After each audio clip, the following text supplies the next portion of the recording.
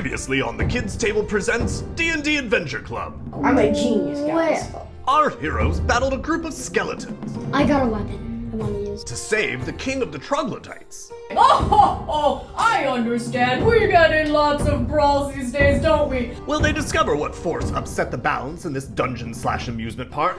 I will give you key to the lower dungeon. Or are the skeletons here for good? Like, I don't care if they kill each other, they just need to go. Find out on this episode of Frax, be careful where you swing. The Kids Table presents.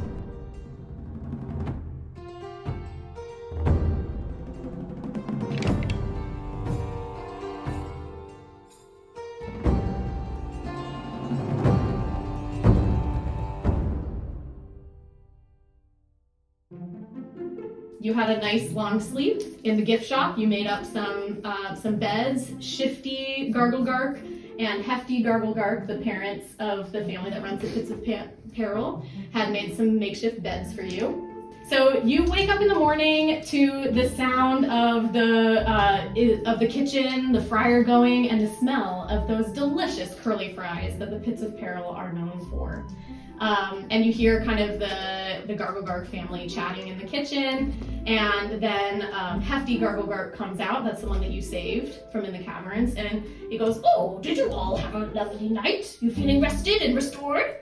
I say yes, we did. Oh, that's wonderful. Wonderful. So, you all had agreed to come in and deal with this troglodyte problem in our cavern, and he kind of looks over and squints his eyes a little bit, and you see where all the troglodytes had been sleeping on kind of the other side of the gift shop and made their beds, and they're still there snoring. And he's like, they're still here. So, if you'd like to finish your quest, I'm going to need you to figure out how to make their home safe for them to return to, and so that they can stay in their side of the cavern, and then we can reopen the Pits of Peril. Does that sound good? Yes. Do you have any air freshener? They are a little stinky, aren't they? I wasn't going to say it, but yes, I have some air freshener. And he gives you a little bottle of something, and he kind of dabs it on himself first so he can kind of smell the nicer smells. And then Shifty comes out of the kitchen too. Oh, I'm so glad that you guys are going to help us reopen the Pits of Peril, and I would love to offer you, on your way, a healing mushroom for each of you, because I know that it might be a little dangerous in there, and I'd love to see you all come back whole and hearty. So here's a healing mushroom for each of you. Thank you. So you guys head back down through the caverns that you explored before, and you get to the door that had been locked, and King Ophel had given Vrax, because Vrax was the most impressive to Ophel. He gave Vrax the key to the door that enters the Troglodytes cavern. So would you like to open that door?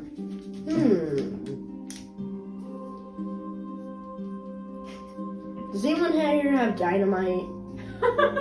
Okay, fine, open it. I have oil. Oh. I have But a where's the torch. dynamite part? You want to burn the door?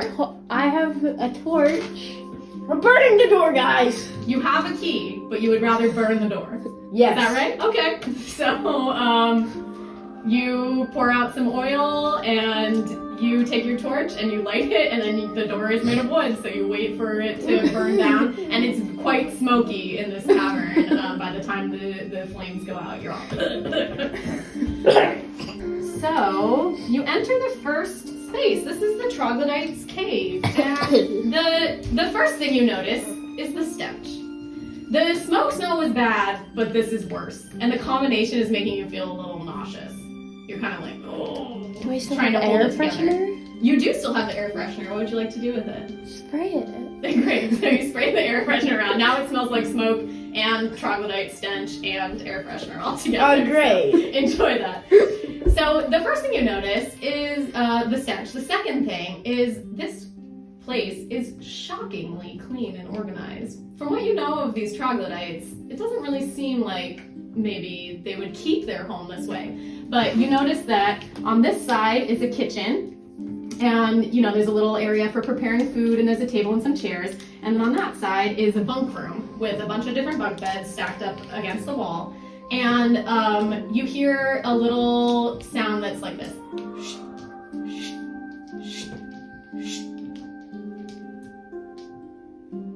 I investigate the noise. Okay. So I'm not going to make you roll because you walk around the corner and you see that there is a troglodyte skeleton sweeping the floor. Just sweeping over and over. And you notice that the brushes on the broom are worn down to nubs. Like the skeleton has been sweeping for quite a while. Actually, do roll an investigation to see if you see anything. Yeah, 5. 5, okay. That's all you notice. You're not very smart. Anybody else? What do you think about the skeleton? What do you want to do? Could I talk to... Wait, Sure. We're I not would talking about- honestly think he's a skeleton. And we fight skeletons. So I would honestly just tell him.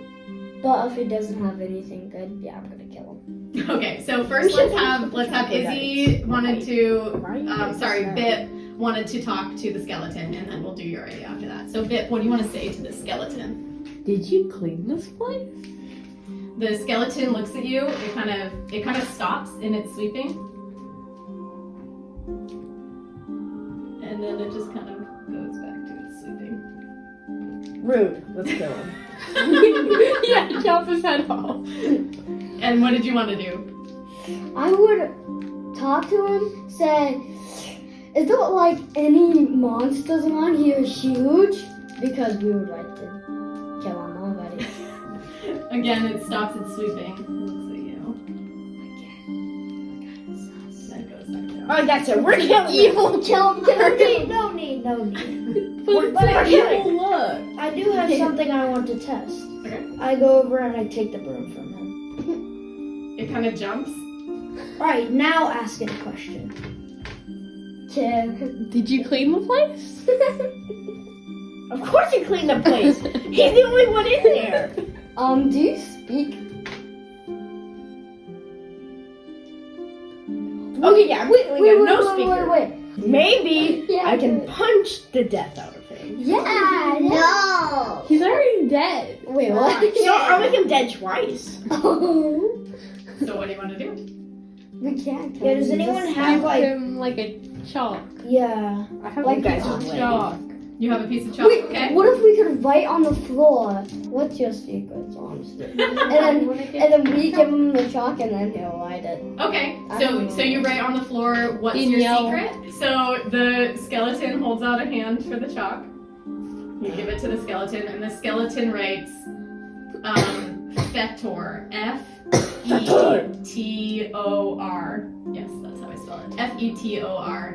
And then it hands out its hand for the broom. Don't give it to him! It's maybe a secret And then it goes somewhere back that to should be sleep. chops in half. Does that mean anything to any of you? I would do one thing.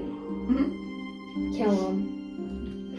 Let me do the honors. Do the honor. Do you swing your axe at the skeleton? No!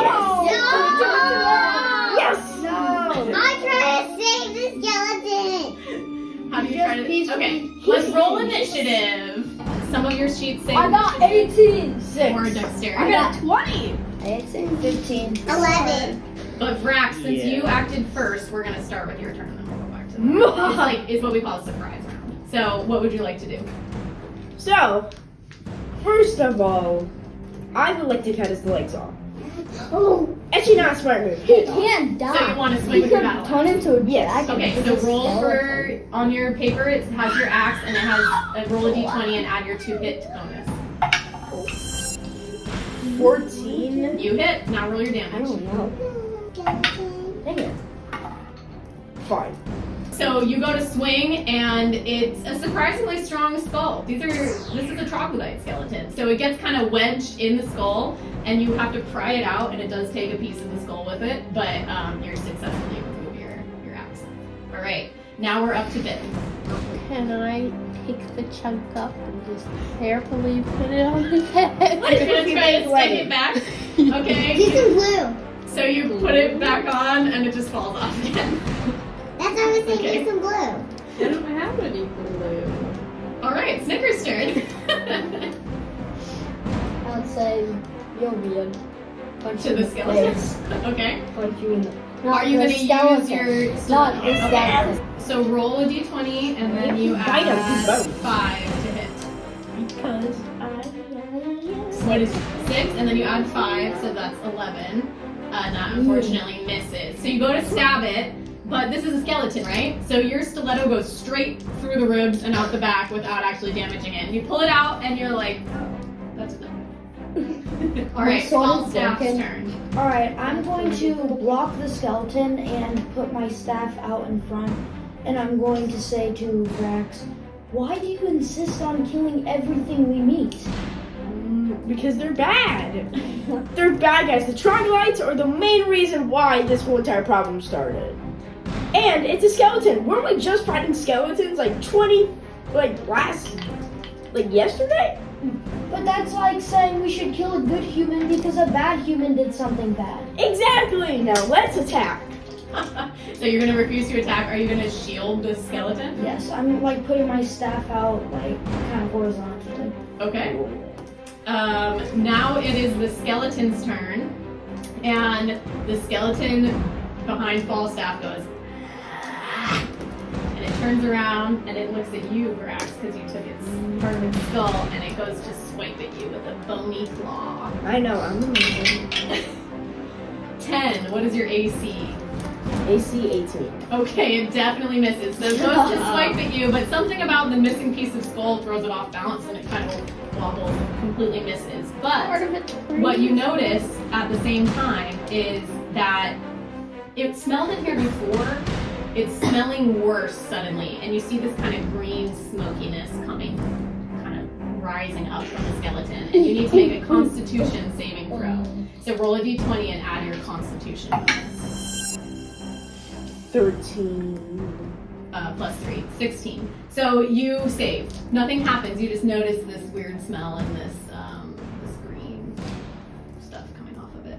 Now it's Emerald's turn. The demon. Do you want to attack it or not attack it? Better not defend it. Okay. Do you want to look use around my the room staff or do something else? To help Falstaff to like shield it. Oh, you're gonna help shield it. You're defending it. Okay. And I'm gonna try to like use my magic. Do you want to heal it? Okay. So Emerald reaches out with the piece of skull in her hand, and she like kind of puts it back in place. And then, what do you say or do that makes this healing magic work to make the skull stick back in place? Lumos. Oh, sorry, is that taken? Yeah. Abracadabra. Ooh, I like that. And then you take your hand away, and the piece of skull stays attached and doesn't come off again, and the skeleton is whole. So I'm going to say that we're out of initiative because the majority of our party has chosen not to fight the skeleton. All right. So does anybody want to take a look around this room? I will. Go ahead. Yes. Roll an investigation check. I also did. Okay. Roll an investigation. So Emerald, you will add your intelligence. Roll a d20 and add your intelligence. I got 12. 12. Okay. 13. Okay. So you got 12 and you got 13. So you both notice that at the foot of each one of these bunk beds are some lockers. And you open the lockers, I assume. And inside you find 6 gold each. So you can write 6 gold down on your sheet. And 1 to 6. that's it in this room. Anything else you want to say to the skeleton before you leave? How about...